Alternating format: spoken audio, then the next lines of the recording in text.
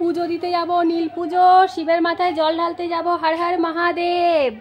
তাই রেডি হয়ে গেছি আমার মা আর আমি। মা রেডি হচ্ছে, আমি হয়ে গেছি। কেমন লাগছে কমেন্ট করবে। শাড়িটা পরেছি, লাল সাদা শাড়ি, এটা আমার মায়ের শাড়ি, আমি পরেছি, আর আমারটা মা পরেছে।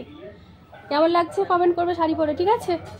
তো চলো দেখা হচ্ছে পুজোর মন্দিরে। টাটা। মা রেডি, পুজো করতে যাবে মা আর মনা।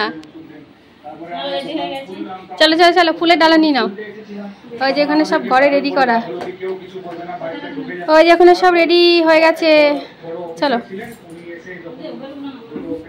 চল।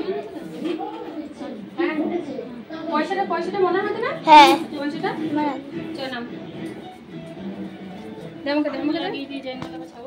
বাবাকে বলে আসলেন আমরা যাচ্ছি, বাবাকে বলে আসো। এগুলো হচ্ছে স্মৃতি, কেউ ন্যাকামো বলে এড়িয়ে যেও না, আর কেউ ন্যাকামো বলে উল্টোপাল্টা কমেন্টও করো না।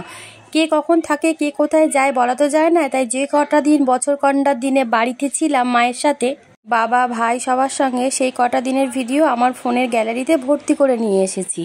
প্রথমে মা বলছিল আমি মন্দিরে যেতে পারবো না, মাথাটা ঘোরাচ্ছে, তুই যা। তারপরে যখন আমি বেরোচ্ছি তখন মায়েরও ইচ্ছে হলো আমিও যাই।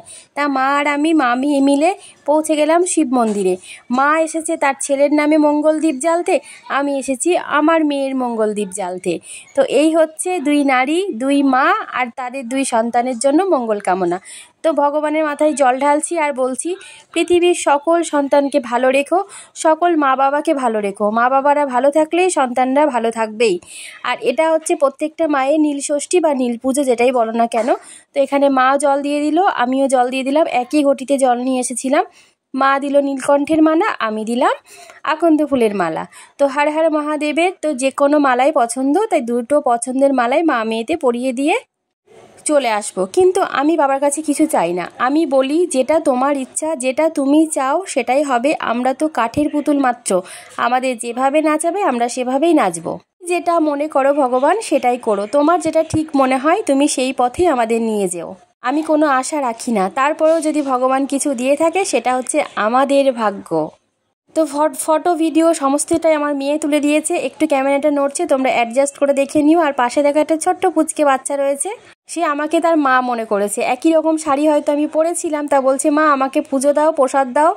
এটাও কিন্তু একটা ভগবানেরই লীলা খেলা। হয়তো বাচ্চাকে পাঠিয়ে দিয়েছে আমার কাছে, বলছে যে যা তোর মায়ের কাছ থেকে তুই দুটো প্রসাদ নিয়ে। তাই পুজো শেষে তার হাতে একটু মিষ্টি জল প্রসাদ দিয়ে তার চরণে প্রণাম করে বাড়ি চলে এসেছিলাম। আর এটা হচ্ছে আমাদের প্রদীপ জ্বালানোর সময়, মানে মোমবাতি। আমি কিন্তু নীল মোমবাতি পাইনি, দোকানে সব শেষ, শুধু সাদা মোমবাতি ছিল, তাই সাদাই দিয়েছি। আর সন্ধ্যাবেলাতে ঘরে দিয়েছিলাম, তখন পেয়েছিলাম নীল মোমবাতি, সকালে আমি পাইনি গো। তাই মা আর আমি দুজন মিলে মন ভরে প্রাণ ভরে ভক্তি ভরে ভগবানের কাছে পুজো দিলাম আর সবার জন্য মঙ্গল কামনা করলাম। আমার ফেসবুকের বিশেষ করে বন্ধুদের জন্য আমি শুভ কামনা চেয়েছি। আমার মেয়েকে দেখো মন ভরে ভোলে বাবার পুজো করছে, মানে প্রণাম করছে। আমাদের পুজো শেষ, বাড়ি ফিরছি।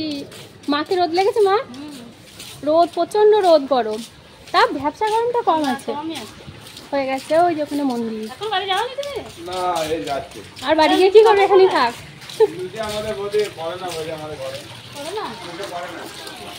আমার অনেকে থাকে না।